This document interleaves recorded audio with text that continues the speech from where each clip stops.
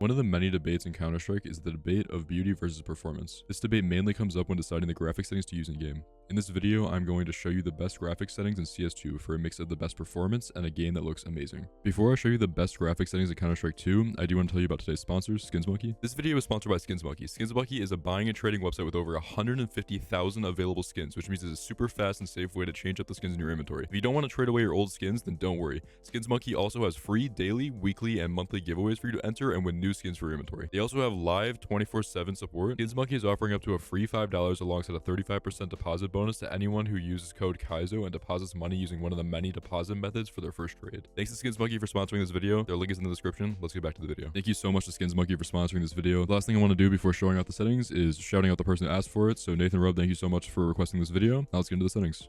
Alright, so without further ado, here are my graphics settings. So first we're going to start off in video. First, my display is on my main monitor, which is this Zowie XL LCD. So put it on your main monitor, whatever monitor you play on. Your display mode should always be full screen. You'll see some minor improvements for FPS, so just put it there.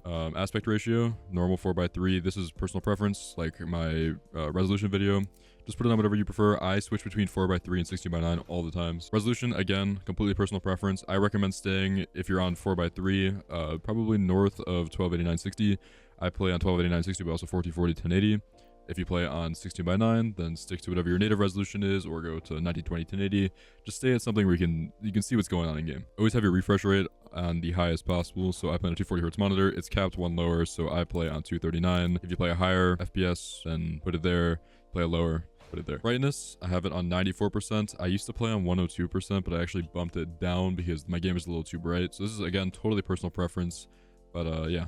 94%. Now for advanced video, what you guys are all here for. Boost player contrast, I have it on enabled. VSync, always have this on disabled. Reflex low latency, I have it on enabled. Some people have it on on plus boost. I actually heard that enabled is better for performance, so I put it on enabled. Maximum FPS in game, 0. Maximum FPS in menus, 200. All right, now for these settings down here, I have multi-sampling, anti-aliasing mode at 8x MSA. I have global shadow quality on high, dynamic shadows on all, model texture detail on low, texture filtering mode on bilinear, shader detail on low, particle detail on low, ambient occlusion on high, high dynamic range on quality, and fidelity FX super resolution on disabled. If you have a really bad PC, you could always put on a performance, but performance makes your game look absolutely terrible. I would say it's unplayable, so don't use it if you don't have to, but it's always there. And then for the last setting, HUD edge positions, just keep this as if it's, make sure it's on the edge of your screen. As you can see, I adjust it, it changes.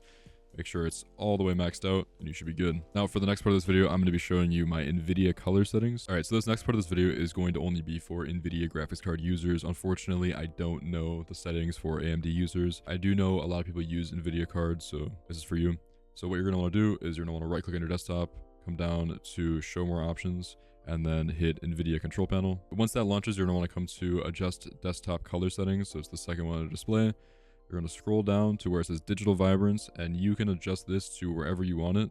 So let me just adjust the size of the screen. So if you look where my cursor is in this thing, if I max this out, these colors get a little more saturated. If I bring it down, they become very unsaturated, black and white. So I like to keep mine at 50, but if you want a really colorful game, then maybe take it to 100. I used to play on like 75 to 100, but then it started hurting my eyes.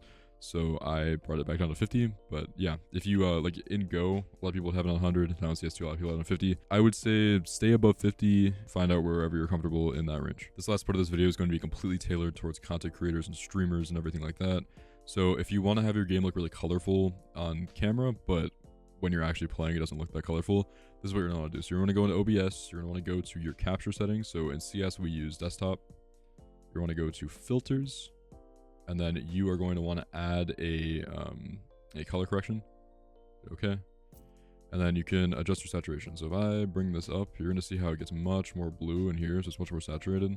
So I actually don't use this because when I make videos, I'm going to go back here and delete it. When I make videos, I tend to add saturation when editing. So that's what you guys are seeing right now. It's saturated because it's edited. But if you don't want to have to edit it or you're streaming, then you can always add that setting right there. So that's really it when it comes to the best graphic settings in CS2. It's not that difficult. Hopefully this video solved any questions that you had. But yeah, that's really it. So if you did enjoy this video, make sure to like and subscribe. I am on my way to 1,500 subscribers now. Catch you in the next one.